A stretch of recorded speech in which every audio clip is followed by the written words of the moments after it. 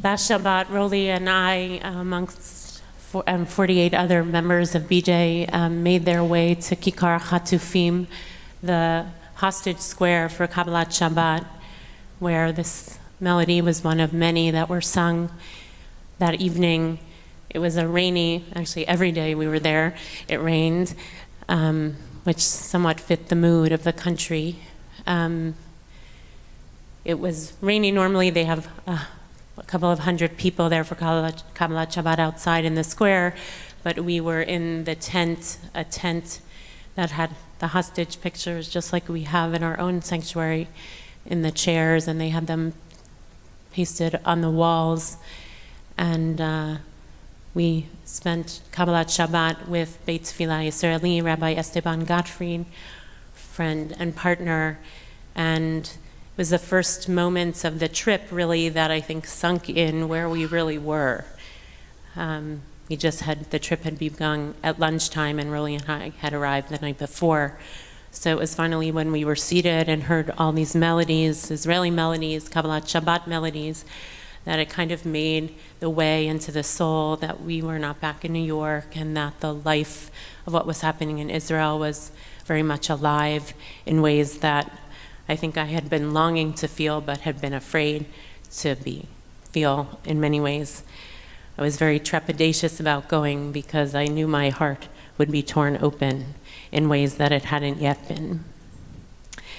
During Kabbalat Shabbat, which was fairly, I know that I would call it festive, soulful, there were moments certainly of joy, and at one point during the service, a woman, Ayala, from Bina, one of the secular yeshivas in Israel, in Tel Aviv, said that after the first couple of weeks, after October 7th, that, of course, the tefillah was very mournful, and one of the members of the family of the hostages came up to them after the service and said, this is not Yom HaZikaron. It's not Memorial Day, and I need to believe that there's hope. My family member is in Gaza, and I cannot yet mourn. I hope I will never have to mourn. And so please, please bring joy to the tefillah and hope. And I think we've all been struggling with that. How do you hold the heaviness and the mourning and the fear and the instability and insecurity with the sense that life has to go on, life has to have meaning, there has to be hope, there has to be joy. And I think we're all in that stew. There's a famous Israeli poet that said, I have a civil war inside of me. And I feel like many of us have been going through that experience, if not more tilted towards the zikaron, the memory, than the joy or the hope. Which brings me to this pasuk, or that line that is in L'chadodi, Shamor v'zachor b'dibor echad, keep and remember in one voice, is what God articulates in the Psalm of L'chadodi, which is taken from a midrash, based on the two iterations of the Ten Commandments, as I said earlier, the first of which appears in this week's parasha, Zachor et Yom HaShabbat lekodsho. Remember the Sabbath day and keep it holy. And the commentators have amazing reasons to say, what does Zachor mean and what does Shamor mean? Some say that Shamor is the negative mitzvot, Zachor is the positive mitzvot. Some say Shamor is fear, is judgment, while Zachor is love. So they take all these notions of, in some ways, what we often think of as binaries, and make them one. Love and fear together, positive and negative together. There's one teaching that says, Shammai the elder said, remembering means remembering Shabbat before it comes, so that we should always, during the days of the week, remember and even when you're walking throughout the week, if you see a nice piece of clothing, you might say, I want to wear that on Shabbat. That's the way that we hold Shabbat with us during the week. And as we say the Psalms each day during the week, they're oriented toward Shabbat also. And it was told of Shammai the elder that the memory of the Shabbat never left his lips. If he bought a good article, he would say, this is for Shabbat. A new garment, he would say, this is for Shabbat. A new food, this is for Shabbat. And Chizkuni says that Zachor, remembering Shabbat, is always keeping it top of mind, somewhat similar to Shammai the elder. And Shamor means to remember its essence, remember the purpose of Shabbat, which is to be in this place of possibility, of a taste of the world to come.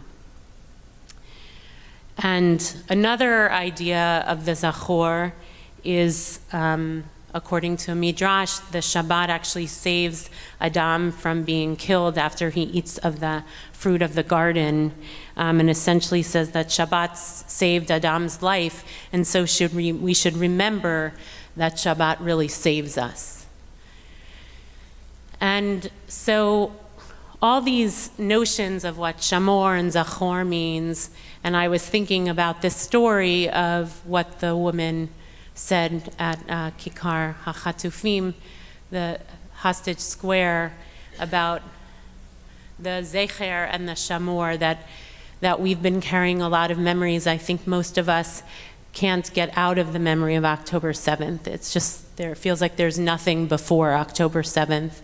It has defined, I think, every day since, for many of us, in multiple different ways. And I don't want to define how that means for you, because I think depending on where you are in the universe, and we all have lots of different feelings about the aftermath of October 7th.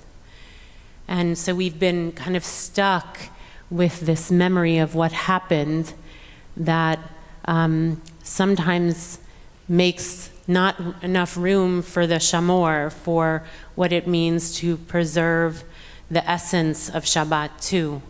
Also, Shabbat is a Zecher leYetziat Mitzrayim, a memory of the Exodus from Egypt. Shabbat has a deep aspect of memory, but it also has a deep aspect of possibility.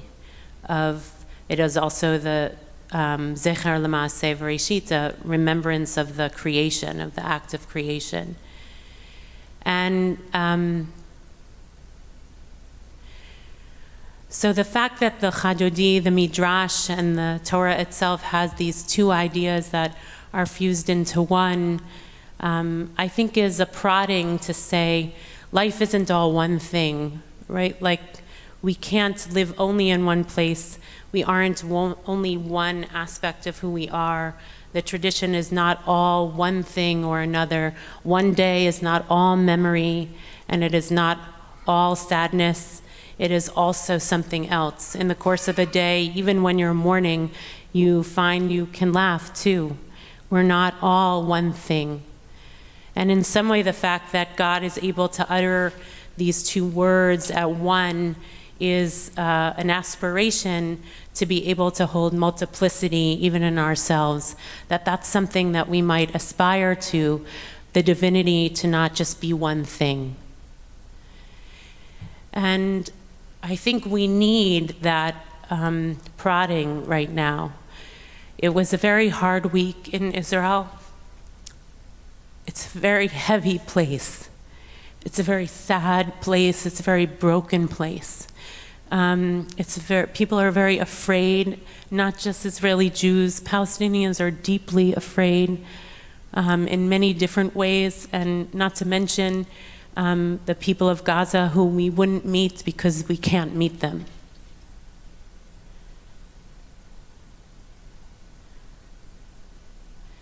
And we're all holding, and those of us who have the opportunity to visit or have family or friends, the kind of sense of that heaviness is resting so significantly, not only because of the tragedy of October 7th and the tragedy of every day after, but because of the big question of what will be. It's not just from the tragedy, it's the fact that no one knows what's going to come next. There is not a lot of hope. There are not leaders who are pushing towards a solution, cessation of fire, the return of the hostages. There is not a lot of vision happening. And in all the brokenness lies that sense of what will be.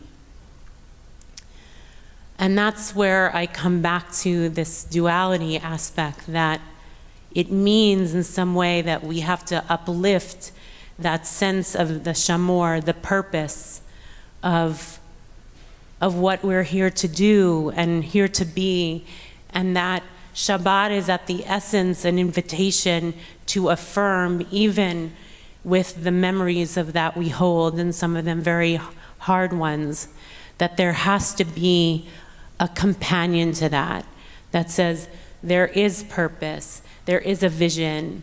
It may not be coming soon, but we need to prod ourselves towards that end.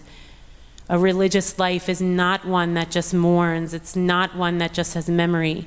It's one that aspires towards something else, something different, an affirmation of humanity, a belief in the ability for two peoples to someday live in peace.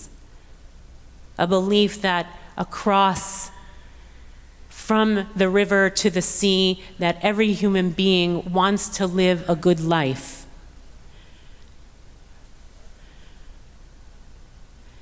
And so though I think many of us, some of whom are in this kahal sitting here tonight who just returned, I just returned this morning, I'm still standing, I feel very pleased about that. I'm taking that Torah of that family member of the hostage, and I'm taking the Torah of this Shamor v'Zachor b'Dibor Echad. That divinity allows for multiplicity, and that as a companion to all that we carry that is heavy, we have to find a voice for hope. And maybe today that's 5%, but we have to prod through, and part of being together and singing together, and we felt this, I think, along the way Israeli society in many ways has come together in certain ways. We also were at a Hamal Meshutaf, a command center, of joint command center between Bedouin Israelis and Jewish Israelis, to say there has to be something else. There must be something else. We cannot give in to the fact that this is the way it's always going to be. And I'll close with one peace activist, Roni Kadar, who stood in front of us at Kibbutz Nirim, which was one of the kibbutzim that was impacted in the Otef Aza, in the Gaza envelope, who said that she's just looking for a thread to say it's possible. And if she can do that after having 21 of her friends and companions, both Palestinian and Israeli Jews, killed on October 7th, if she can still look through that thread, for that thread, we can too. It's upon us, Aleinu. It's upon us. We cannot give up. We have to be able to hold more than one thing. Shamor v'Zachor b'Dibor Echad.